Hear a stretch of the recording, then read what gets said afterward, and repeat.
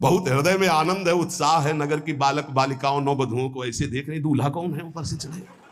जब सब निकल गए तो बहुत हृदय में आनंद था कि अब दूल्हा के दर्शन होंगे। जो ही दूल्हा की पार्टी आई, शिव समाज जब देखन लागे, भीतरी चले बाहन सब। जितने अगवाली कर ले आए थे, धोती संभाल के जान बचा के भागे। जो बड़े बूढ़े थे, जो महिमा सुने थे, वो धरी धीरजू ताहा रहे सयाने, बड़ी हिम्मत करके रुके कि शिव हैं। लेकिन जो नौजवान बालिका बालिकाएं, बूढ़ी नौबहुएं, ये को वहां मंगलाचार में नहीं टिकी, सब अगवानी पे भाग पड़ी। धीरज धर करके बालक घर में पहुंचते, जवान पहुंचते, बहुएं, क्या क्या बात है, तुम लोग भयभीत क्यों हो गए? कोई घटना घटी क्या ब्याह में? कहीं काह कही जाई न बाता, ये जमकर धार की धो बरियाता। बरात है, यमराज की पूरी सेना आ गई है। भैया दूल्हा देखा कैसा? बोले बरु बौराह बस असवारा, ब्याल कपाल विभूषण छारा। देखा है दूल्हा? बरु बौराह बावरा है। क्यों? बैल पे सवार है, सांप की माला पहने, भस्म चिता की लगाए, मुंडों की माला। अरे पूछो मत, ऐसा दूल्हा। दूल्हे के सरितन छार, ब्याल कपाल भूषण, नगन जटिल भयंकरा, संगभूत प्रेत पिशाच जोगिल विकट मुख रजनी चरा।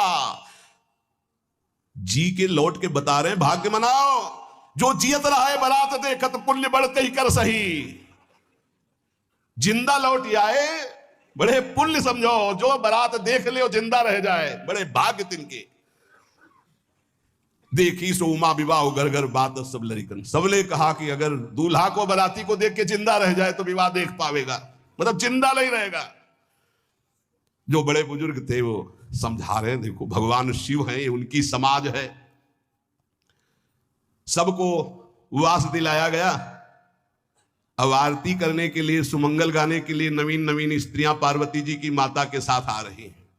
मैना सोने की थाल है, बड़ा आनंद है दूल्हा का प्रथम दर्शन। और आरती लेके जे भी देखा दूल्हा को, यही दूल्हा है। हाँ, भारी रोष पैदा हुआ कि नारद जी ने बर्बाद कर दिया हमारा घर। हमारी बिटिया सूखे पत्ते खा के इसके लिए भजन करती रही। मैना जी ने पीछे मुड़ के देखा, एक भी नहीं स्त्री थी, अकेले थाली लिए खड़ी थी। लौट के आई, उन्होंने कहा कि सब भाग्यों पड़ी। बोले प्राण बचाए, ऐसे ऐसे करिया फुसकार रहे थे। कोई थाली पटक दी, आरती की गई। पार्वती जी को गोद में बैठाला और रोने लगी। बिटिया ऐसे के लिए भजन किए हो, ऐसे के लिए तपस्या किए हो? आंसू भर के कहा कि विधाता की बुद्धि मारी गई। जिसने तुम्हारी जैसी सुंदर कन्या, वो ऐसा बावरा दूल्हा, ये संयोग रचा है। बुद्धि खराब हो गई ब्रह्मा की। कसकीन बरु बौराह विधि जय तुम्हें सुंदरता, त्रिपुर सुंदरी भगवती पार्वती जी। अरे जो फल लगना चाहिए कल्पतरु में, वो बमूर में लग रहा है। ये आज वही दिल उत्सव, ब्याह का उत्सव भगवान शिव। अच्छा तो मेरा निर्णय सुन लिया जाए मैना जी का। अगर मेरी बात नहीं मानी गई तो हिमालय के शिखर से अपनी बेटी को लेकर गिर के आत्महत्या कर लूंगी, ब्याह नहीं होने दूंगी। फाइनल। तुम सहित गिरते गिरो पावक जरो, आग में जल जाऊंगी अपनी बेटी को लेके, समुद्र में डूब जाऊंगी, लेकिन ऐसे बोरे बोरा जो ये बर है इसके साथ ब्याह नहीं होने दूंगी, पक्का। सब रोने लगी मैना जी का आदेश सुनकर। मैना जी कहती, हाय मैंने नारद जी का क्या बिगाड़ा था? नारद कर में काह बिगाड़ा, भवन मोर जिन बसत उजारा। कितना बढ़िया सब चल रहा था। बेटी को उपदेश किया कि वर तुम्हारे शिव देवाधिदेव महादेव, बर्बाद कर दिया सब। ऐसा दूल्हा? सच्ची मैं ठगी गई नारद जी के द्वारा, पर अब अपना घर बर्बाद नहीं होने दूंगी। क्या जाने नारद जी बेटी का प्रेम क्या होता है। बांझ कभी प्रसव की पीड़ा जानती है? क्या जाने बाबा जी है हमारी बेटी हो ऐसा दूल्हा। जब देखा कि मां बहुत गुरुदेव को उल्टा सीधा बोल रही है, तो उन्होंने कहा माता विचार पूर्वक, जननी ही विकल विलो की भवानी, बोली युद्ध विवेक मृदुबानी।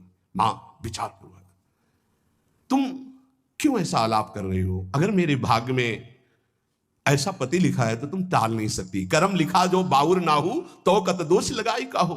तुम सन मिटे की विधि के अंका व्यर्थ ले हूं जनी मातु कलंका। मां मेरे भाग्य में ऐसा ही लिखा है, आप व्यर्थ में क्यों रो रही?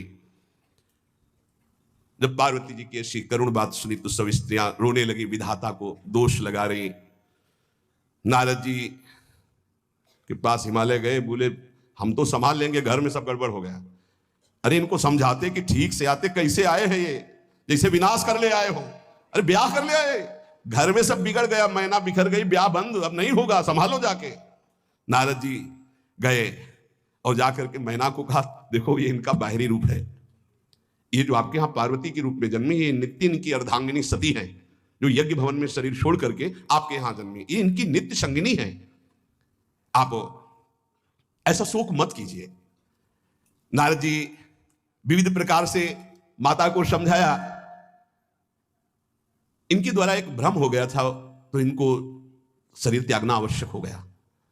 जब भगवान श्री राम सिया जी के लिए हे खग हे मृग हे मधुकर श्रेणी तुम देखी सीता मृग नैनी ऐसा पुकार रहे, तो भगवान शिव ने प्रणाम किया और सती जी के मन में संशय हुआ। सती जी ने सीतावेश धारण किया। जब भगवान शिव ने जाना तो उसी समय त्याग कर दिया था कि अर्धांगिनी रूप में अब कभी स्वीकार नहीं करो, क्योंकि पूज्य माता का रूप आपने धारण किया। तो मूल बात यह थी, इसीलिए योगाग्नि में जाकर शरीर को भस्म कर दिया और आपके यहाँ पार्वती जी के रूप में जन्मी है।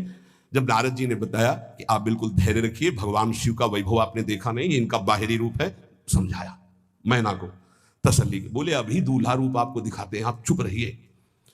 तब मैना के हृदय में कुछ शांति हुई। जितने गांव के नगर के सब लोग थे सबको सूचना पहुंची, डरो मत, भगवान शिव है, ये लीला कर रहे हैं। अभी नारद जी गए और बोले विवाह करना है कि नहीं करना? शंकर जी से कहा, बोले वाह इसीलिए, बोले ये सब बंद करो आप, ये रूप से विवाह होता है? वह हमारी सारी जो बिचौलिया में पीट रहे हैं हम, उधर जाओ तो उधर, ये रूप हटाओ। बोले कौन सा रूप धारण करें? दूल्हा रूप धारण करो। भगवान शिव ने जे भी, बहुत सुंदर शिव है, कर्पूर गौरम जैसे चिदानंद, 16 वर्ष की अवस्था, हाथ में दर्पण और अद्भुत मुकुट धारण किए हुए, जटाएं ढकी हुई, गौर वर्ण, वो सुंदर रूप जो देखे सो मोहित हो जाए। ध्याये नित्यम महेशम रजति किरणिभम चारु चंद्रावतन सम। कैसा सौंदर्य रूप महादेव जी का। चलो अब जो जेवनार के लिए सब शुभ नववधुएं सब मैना जी को बुलाया, देखो दूल्हा आ रहे हैं, एक एक कदम ऐसे चल रहे, संभाल संभाल के जैसे चलना सीख रहे हो। तांडव करने वाले चरण है, पर नारद जी ने तो अब नहीं, नव किशोर अवस्था, हाथ में दर्पण, वो सुंदर रूप भगवान